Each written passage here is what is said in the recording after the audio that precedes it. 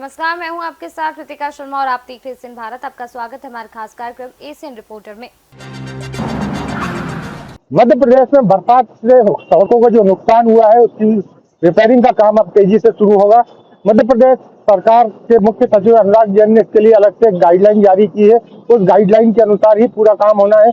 लगभग 15,000 किलोमीटर की सड़कों पर 200 करोड़ रुपए खर्च करके, और ये पैसे हर बार की तरह खर्च नहीं होंगे। इस बार इस पे अनुराग जैन ने एक कुछ स्पेशल गाइडलाइन बनाई है। उस गाइडलाइन के अनुसार ही ये पूरा काम होगा। इसमें ये भी बताया जा रहा है कि जो ठेकेदार इस काम को करेगा उसकी बाकायदा पीडब्ल्यूडी के इंजीनियर्स के द्वारा मॉनिटरिंग की जाएगी, और केवल सड़क के गड्ढे भरने से काम नहीं चलेगा। सड़क के गड्ढे को भराव का लेवल ऐसा होना चाहिए जो वर्तमान रोड के बराबर हो, ताकि उस पर गाड़ियां जंप ना करें। इसके साथ ही अगर उस गड्ढे के पास में कोई दूसरा गड्ढा है तो उस पूरे एरिया को खोद के फिर से पूरी प्रॉपर तरीके से पैच वर्क किया जाए, ताकि बार बार लोगों को गड्ढों से परेशानी ना हो। इसके साथ ही इनकी जियो टैगिंग भी करनी है। जियो टैगिंग के फोटोग्राफ अटैच करने हैं। अगर इसमें किसी भी तरह से कोई गड़बड़ पाई जाती है या कोई काम में कोताही बरतता है ठेकेदार, तो उसका पेमेंट नहीं किया जाएगा। पीडब्ल्यूडी के इंजीनियर इस बार ऑफिस में बैठ करके गड्ढे भरने का काम नहीं देखेंगे, बल्कि उन्हें खुद फील्ड में जा करके ठेकेदार के साथ खड़े होकर ये देखना पड़ेगा कि ठेकेदार ने जो काम किया है उसकी क्वालिटी क्या है, और यदि क्वालिटी पूर्ण काम नहीं हुआ है तो उसको वहीं के वहीं क्वालिटी पूर्ण काम करवाने की जिम्मेदारी भी इंजीनियर पे रहेगी, पीडब्ल्यूडी के अधिकारियों को रहेगी। अन्यथा इस पूरे मामले में पेमेंट भुगतान जो है वो नहीं किया जाएगा। और ये पूरी जो रिपोर्ट है वो प्रॉपर तरीके से काम करवाने के बाद पीडब्ल्यूडी के अधिकारियों को मुख्यालय, जो मध्य प्रदेश सरकार का मुख्यालय है, वहां पे सबमिट करनी है कि इन 200 करोड़ रुपयों से उसका पूरा हिसाब किताब देना है कि कहाँ, किस जिले में, किस रोड पे कितने गड्ढे भरे गए। एशियन भारत से भोपाल के लिए पंकज अग्निहोत्री, कैमरामैन हेमंत यादव के साथ।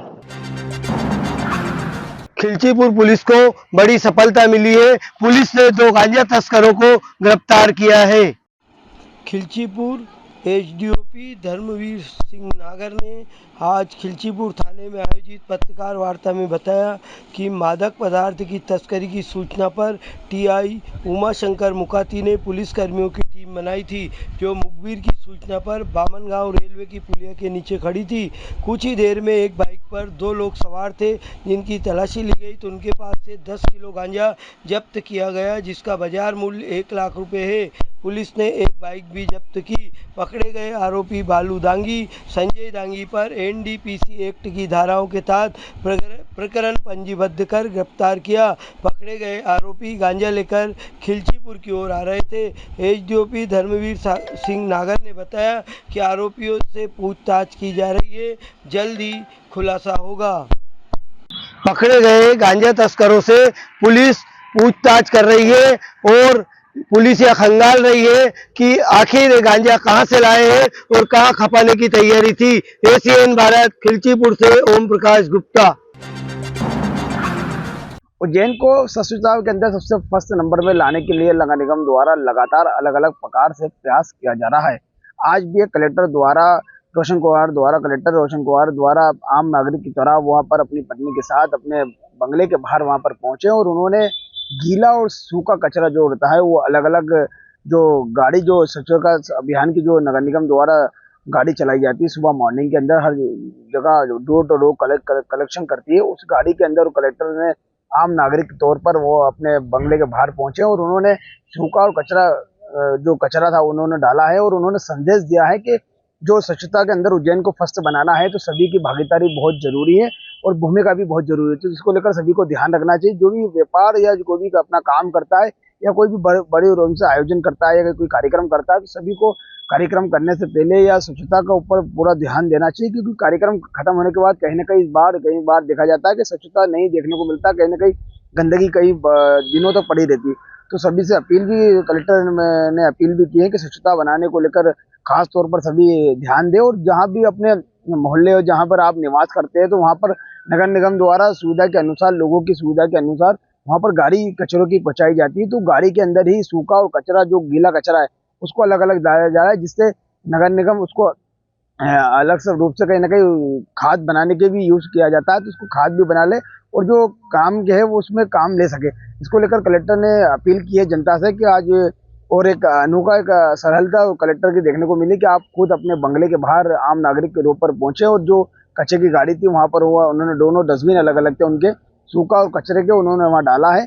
और इसका एक फुटेज भी आप वीडियो के माध्यम से देख सकते हैं किस प्रकार के वहाँ कलेक्टर अपने बंगले के बाहर एक नागरिक, आम नागरिक की तरह पहुंच रहे हैं और वहाँ कचरा डाल रहे हैं। तो उन्होंने साफ जनता से, उज्जैन वासियों की जनता से अपील की है कि आने वाले समय के अंदर उज्जैन स्वच्छता नंबर 1 लाना है, जिसको लेकर अभी से अपने को प्रयास करना पड़ेंगे। क्योंकि कई बार उन्होंने देखा है कि कहीं ना कहीं जनता कहीं ना कहीं अपने मोहल्लों के बाहर ही कचरा फेंक देते हैं या अपने घरों के बाहर ही कचरा कहीं ना कहीं रख देते, तो वो ना रखे, अपने डस्टबिन में ही रखे। और सभी लोगों से अपील की है कि गीला और जो सूखा कचरा है वो अलग अलग रखे, जिससे जब भी आपके द्वार के पास नगर निगम की कचरे की गाड़ी वहां पर पहुंचती है तो उनको समय के अनुसार उनको कचरा और सूखा अलग अलग कचरा देकर उनका सहयोग करे और नगर निगम के अभियान के अंदर सहयोग करे। क्योंकि ये प्रदेश के मुख्यमंत्री डॉक्टर मोहन यादव की मंशा अनुसार ये पूरा काम किया जा रहा है। उनकी मंशा है कि उज्जैन जो धार्मिक नगरी है, धार्मिक नगरी के साथ स्वच्छता नंबर 1 में आए, इसको लेकर पूरा ये काम किया जा रहा है। और लगातार नगर निगम द्वारा अलग अलग जगहों पर जाकर अलग अलग प्रकार से डेमो दिखाकर भी अभियान चलाया जा रहा है। कई जगहों पर सफाई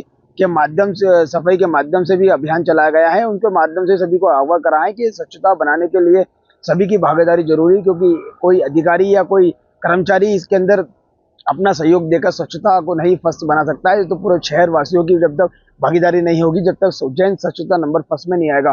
तो सभी जनताओं से अपील करी है कि स्वच्छता नंबर 1 में उज्जैन को बनाना है, तो सभी सहयोग, नगर निगम और प्रशासन को सहयोग करें। इसी तरह के साथ उन्होंने जनता से अपील की है। SN भारत के साथ खोसेमा की रिपोर्ट, उज्जैन। नमस्कार साथियों, आप देख रहे हैं कि नवरात्रि का समय चल रहा है जो पूरे मध्य प्रदेश के सहित देश और विदेशों में 9 दिन, वैसे ही तो माता का विशेष दिन रहता है, हर दिन माता रानी का एक अलग दिन रहता है, लेकिन नवरात्र में एक अलग तरह की बात देखने को मिलती है जगह जगह पर, चाहे वो शहरों में हो, सिटियों में हो। माता रानी की मूर्ति रखी जाती है, 9 दिन ये कार्यक्रम चलता है और उसके बाद जो है कन्या भोजन या प्रसाद वितरण किया जाता है, आरती भी होती है जगह जगह पर। हम छतरपुर जिले की बात कर रहे हैं, चाहे वो मोहल्ला हो, चाहे गांव हो, चाहे शहर हो, हर जगह आप देख सकते हैं माता रानी विराजी है और ये 9 दिन तक ऐसी विराजी रहेंगी। और इसके बाद जो है पूजा पाठ के बाद इनका विसर्जन भी होगा। विसर्जित करने तो हर साल जो है नवरात्रि में, एक साल वैसे तो 2 बार नवरात्रि, एक साल में 2 बार नवरात्रि आती है, लेकिन जो इस महीने की नवरात्रि होती है जिसको कुंवार महीना बोला जाता है, उस महीने में जो नवरात्रि आती है उसमें माता रानी रखी जाती है, माता रानी की मूर्ति की स्थापना होती है और बड़े हर्ष और उल्लास और भाव के साथ लोग माता रानी के दर्शन करने आते हैं। और ऐसा बोला जाता है, ऐसा लोग कहते भी हैं कि माता रानी के दर पर जो भी आता है और जो भी मनोकामनाएं लेकर आता है और उनकी माथा टेकता है तो निश्चित तौर पर उनकी सभी मुरादें पूरी होती हैं। विकास दीक्षित, छतरपुर से, एशियन भारत।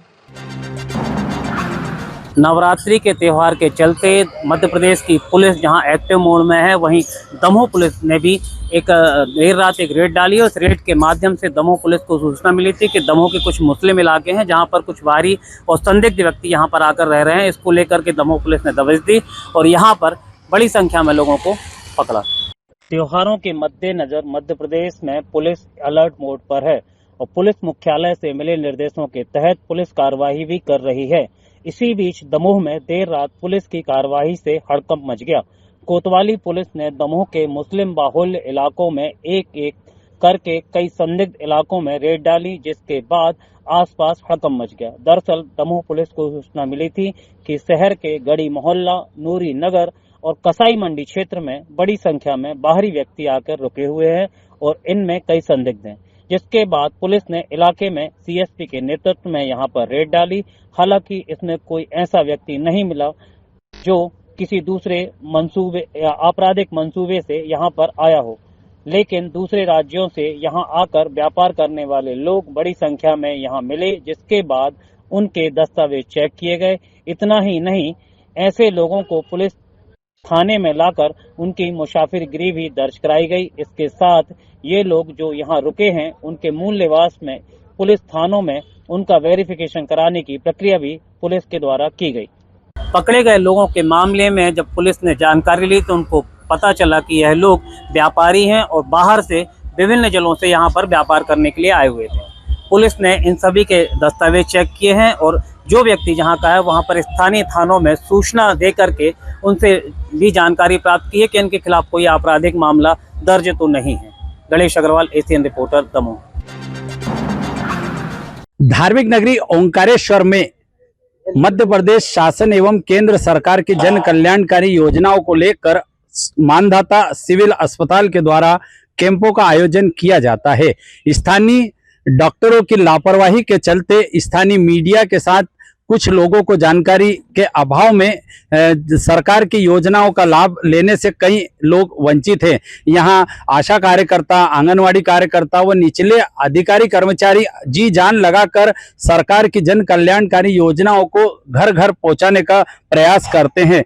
यहाँ स्वस्थ नारी सशक्त परिवार को लेकर बालवाड़ी क्षेत्र में यहाँ एक दिवसीय पखवाड़े का आयोजन किया गया। ये पखवाड़ा 17 से 2 अक्टूबर तक चल रहा है, जो मानधाता विधानसभा के विभिन्न क्षेत्र में महिलाओं को सशक्त करने के लिए, महिलाओं की जन कल्याणकारी योजनाओं का लाभ दिलाने के लिए किया जा रहा है। हमारे साथ डॉक्टर भी जुड़े हुए हैं। चूँकि डॉक्टर साहब, आपका क्या नाम है और एशियन भारत आपका बहुत बहुत स्वागत करता है। आज जो कैंप है और मानधाता विधानसभा में कितने सिविल अस्पताल में महीने में कैंप लगते हैं? सर, ये आज मैं सेक्टर सुपरवाइजर टीसी खिरदे आज स्वस्थ नारी सशक्त परिवार अभियान के अंतर्गत यहाँ बालवाड़ी में स्वास्थ्य शिविर का आयोजन किया गया था। इसमें 371 मरीजों ने आकर के ओपीडी में अपना चेकअप कराया और विशेष रूप से महिलाओं का स्वास्थ्य परीक्षण किया गया। गर्भवती माताओं की संख्या भी आई थी और हीमोग्लोबिन की जांच, सिकल सेल की जांच की गई और एक्सरे भी हुए।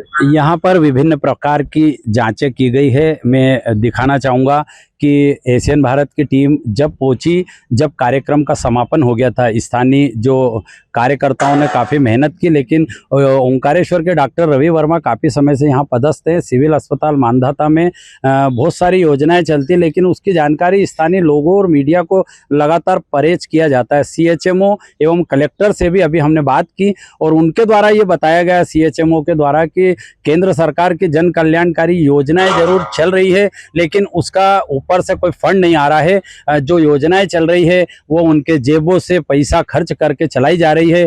यहाँ पर भी स्थानीय नगर परिषद ओंकारेश्वर के द्वारा टेंट की व्यवस्था की गई थी, जो कि समय से 2 घंटे बाद की गई थी। निमाड़ की भीषण गर्मी के चलते यहाँ पर जो मरीज आए, जो डॉक्टर आए, जो यहाँ कार्यकर्ता कार्य कर रही थी, भीषण गर्मी में ना उनको पास पानी की सुविधा दी गई थी, ना मूलभूत सुविधाएं दी गई थी। जैसे तैसे उन्होंने मध्य प्रदेश की सरकार जन कल्याणकारी योजनाओं को जनता तक पहुंचाने का बखूबी कार्य किया है, लेकिन कहीं ना कहीं वरिष्ठ अधिकारियों की लापरवाही यहाँ देखने को मिली। मैं एशियन भारत के लिए ओंकारेश्वर से ललित दुबे। फिलहाल इस रिपोर्टर में इतना ही। आप देखते रहिए एशियन भारत।